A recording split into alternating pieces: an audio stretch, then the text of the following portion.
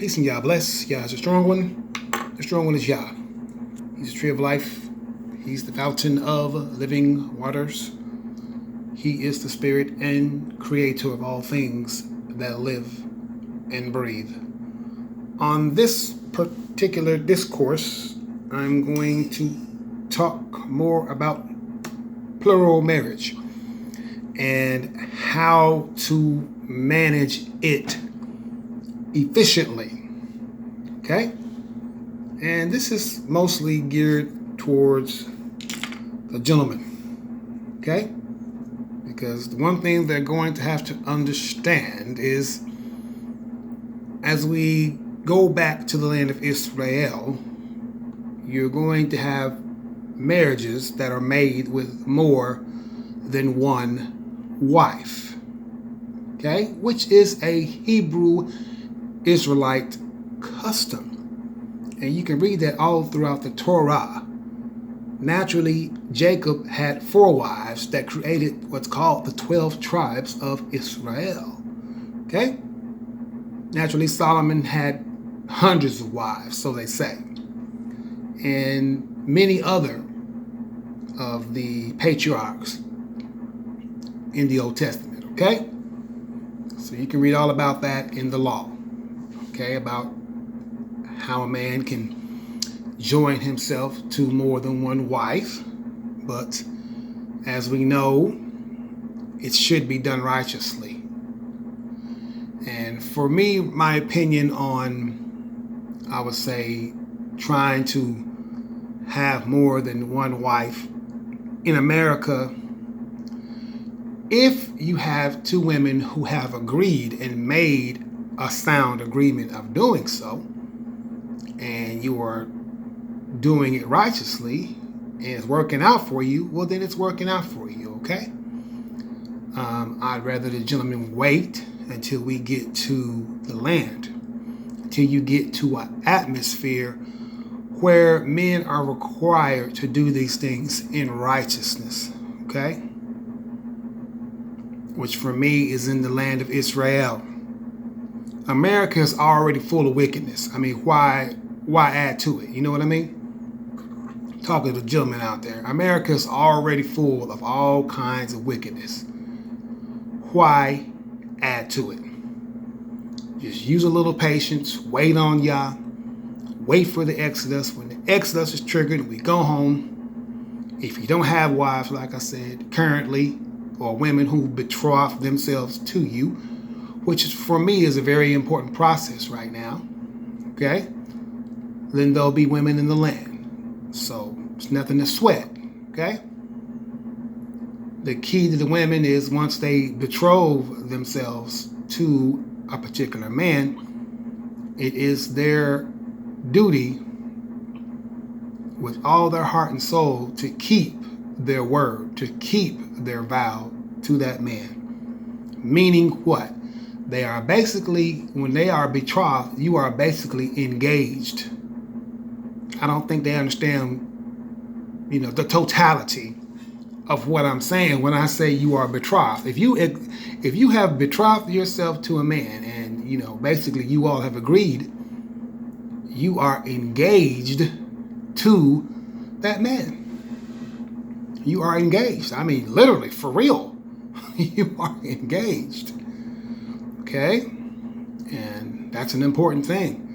But it's also just as important to keep your vow above all things. I'm talking to you ladies, okay? All right.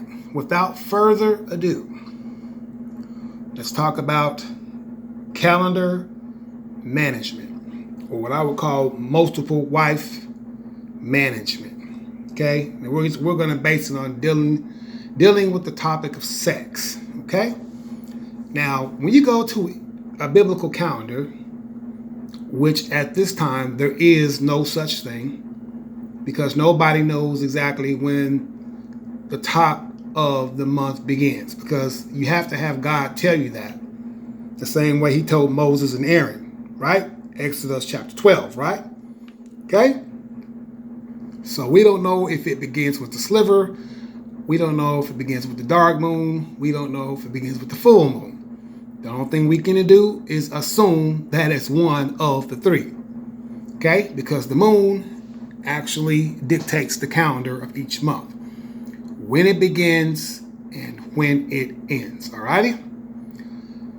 Now, this particular calendar you see in front of you only runs 28 days.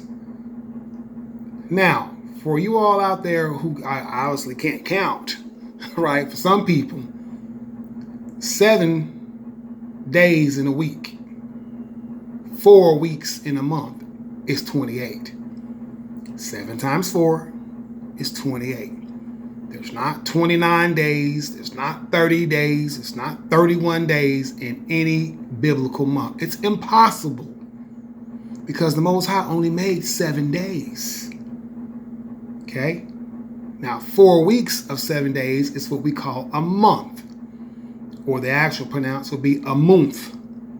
M-O-O-N-T-H, a month. A month or a month. Okay? Now, month meaning what? It's judged by the moon, right? The moon dictates the month, dictates where we are in the month. Okay?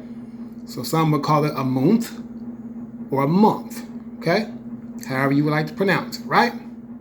Okay, well, I have a calendar in front of you based on 28 days. Okay? Now, you see here at the 7th day, that's the Sabbath. Okay? That's why I got it blocked out in purple. Okay? So, no sex. All right? On the Sabbath day. That's an abomination. You're not supposed to do that, because that's personal time. You can't do personal things on the Sabbath day like that, okay? You ever want to do that, okay? And many other violations too. No watching TV, no going outside, no going to the market, things like that. All the regular Sabbath day rules, okay? That are required on the Sabbath, okay? No cooking, no microwaves, none of that, okay? All right, because the Sabbath has very strict rules, okay? Talk about that sometime whenever I get a chance, even though I've talked about it 100 times, on video, okay? I'm going to talk about it 101, all right? So, on this calendar, I'm going to use only the first 2 weeks, okay, of this calendar, okay? Now, this gentleman would have 4 wives, okay? He's got 4 wives, as you can see. Wife number 1, wife number 2, wife number 3, wife number 4, okay? Now, there's 7 days in a week, okay? All right, starts over right here, okay? Now, so let's start at day 1, the new moon day, day 1, right? The new moon, okay, the new month. All right, now I'm using the 7th month. The 7th month is called Ethanim. For all those who know the Bible, the 7th month was called Ethanim, okay? Anyway, so I kind of made a bit of a calendar, okay, based on 4 wives, okay? Now, day 1, wife number 1, okay? He can have full sex with this woman, okay? Day 2, wife number 2, he can have full sex with this woman. Day number 3, wife number 3, he can have sex with her, okay? Now he gets to day number 4, wife number 4 has started her cycle. So she's not available for sex, okay? All right. Now, day number 5, I left it open because normally it would go back to wife number 1, right? But I left it open in case, maybe after them 4 days, he's a little tired. He's like, hey, I'm a chill, you know what I mean? So I left day 5 and day 6 open. He just decided to chill, okay? Otherwise, it would just start back over with wife number 1 at day number 5, okay? All right? Day number 6, he's like, hey, I'm going to recover these 2 days, right? He's recovering day 5 and day 6. He'd say, hey, I'm not having sex with nobody, okay? He might just, have different, sexual play with his wife, foreplays. That's it. No full on, okay? But naturally, if you see right here, wife number 4 missed this. She missed her day because she was on her cycle, okay? So I'm going to show you her cycle. So her cycle continues for 7 days, okay? All right, so he can still have sex with wife number 1 on her day, right? Again, wife number 2 on her day, wife number 3 on her day, okay? Wife number 4 finally comes out of quarantine. She's available for sex, and she's probably ready to go. I can guarantee you. After that, 7-day layoff, 8th day, she's ready to go. So she's back available for sex. So all his wives are available for sex, on their days, okay? And then he might even, start the cycle back over right here with wife number 1 and then wife number 2. Sabbath day, naturally, no sex, okay? So that's how it would work. I mean, it's really simple. There's not a whole lot of work into it. It's not a whole lot you have to know. Now, these little boxes here on the very end right here, that's just indicating which wife it is, okay? Because what happens if he has 3 wives? Like on the 25th, I have 3 different boxes in red. That means 3 of his wives, number 1, number 2, and number 3, are all on their cycle. They're all on their menses, okay? They're quarantined. But the one available is wife number 4. So, the wife number 4, he may have sex with her, here, start back over until these ladies, get back off of their cycle, right? Okay? Let's say it goes into another month, right? Okay, starts back over at 1. Once they're off their cycles, okay, all right, then they're available for sex again on their days and in their order. And as you can see, it has an order and a pattern. Okay? Now, this is my style. I made this up for myself, okay? So I'm not saying every man has to follow this. But it would be better if you do have an order to your sex life. Because if you don't, when you have multiple wives, man, you're going to be forgetting, man. You're going to be forgetting when the cycles are. You're going to be forgetting which wife it was, the last wife you had sex with. You're going to have an upset crew, okay? You're going to have an upset crew if you do that. Or you're going to have these 2 wives fighting with each other over whose day it was. Because the man didn't take time to make him a calendar for sexual management of his wife and his own lives, okay? Very important. If you got happy wives, you're going to have happy lives, right? Happy wives, happy lives, right? Okay. So you want to keep these wives happy. So know when they're on their cycle, okay? That's being responsible, to your wife, to yourself, right? Being responsible to cleanness, right? All right? So I talked to you guys about the menstrual cycle. I raised the woman, all right? And it's also being responsible to them as far as them and their sexual health, okay? As far as, when you're having sex, full-on sex with these women, okay? Now, when a woman's on a cycle, she's quarantined, okay? She's not available for sex. She's not available for foreplay. She ain't available for nothing as long as she's on her cycle. Okay, as you can see with wife number 4, her cycle ran all the way through to right here. She missed this day. Okay, she missed her day. On this first week, she missed her day because she's on her cycle. All right, she's not available again until here. But you see, she made up for it on the 25th because wife number 1, wife number 2, wife number 3 that are indicated by these 3 squares right here. Okay, and these corners. All 3 of them hit their cycle on the 25th. So she gets the sex, you know what I'm saying? For maybe several days, right? Until it comes back around to them again after they finish their cycle and they're clean again. Okay? It's not complicated, guys. You can do this. You can do this. And you need to do it. Okay? All right? So that your wives can be very happy women. Because you want happy women. Because I can already tell you get 4 women together and they're not happy, man, your household is going to be calamity, man. You want women, you want to get some women and get women who are in harmony with each other. There's no sense in getting a bunch of women who are out of harmony. If they're already out of harmony now in the door to Babylon, America, they're going to be even more out of harmony when we get back home. It doesn't matter that we're going to the Holy Land. The Holy Land doesn't make people holy. Go over there and see for yourself right now.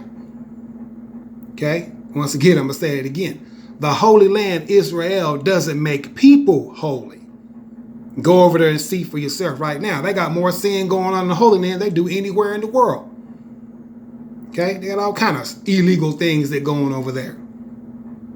all the time, 24 hours a day. They know. I don't know why they call it the Holy Land. They shouldn't call it that, because it certainly ain't that. Anyway, so this is a simple calendar. I don't care if you gentlemen copy. You can copy off of it, okay? No big deal. All right? Because I want you guys to be trained, and I want you guys to manage your sexual lives correctly. It's a part of my job to make sure I dispense this information to you. That way we have good harmony in the land. Because if the women are happy, then our lives as men will be happy and fruitful also. Okay? Also during childbirth, that knocks a woman, out of her availability too. Okay? But that's the reason for having multiple wives, because if you only have one wife and she's on a cycle, then you're knocked out of sex for 7 days. Okay? As many of you all see here in the Daughter of Babylon. You got one wife, well then once she hits her cycle, okay, you can't have sex with her, so you're knocked out of sex for 7 days. Okay? Same way you see wife number 4 right here is on her cycle 7 days. She's not available again until the 8th day. All right? All right. So I hope you guys understand this. If you don't understand it, then you can ask me a question. I'll tell you about it, or I'll give you some illumination. Okay, I think it's quite simple to understand. Number 1, there's only 7 days in a week. Number 2, there's only 4 weeks in any month, which is only 28 days. Get that understanding about how a calendar works first, okay? And the calendar is judged by the moon itself. The moon tells us where we are in the calendar, where we are in any calendar month. The only question we have is what is the new moon? Because only until Yah tells us exactly how it's done can we know that information. You can't assume it. You can't assume it. There are people who try to assume it based on this or based on that. You don't know. He had to tell Moses and Aaron when they were in captivity, right? Before the Exodus, right? When they were in Egypt, he told them how when the first of the year was, okay? When the first of the month was, okay? All right. They didn't know either, okay? During their captivity in Egypt. Okay, well, we're in the Daughter of Babylon, and we don't know either. I don't care who you are. You do not know. God has not told any particular person when the month starts or where we are in the year. We don't exactly know. We can only guess. We know the top of the year is somewhere around May. But it's not just May the 1st, on the Gregorian calendar. We don't know when it is, okay?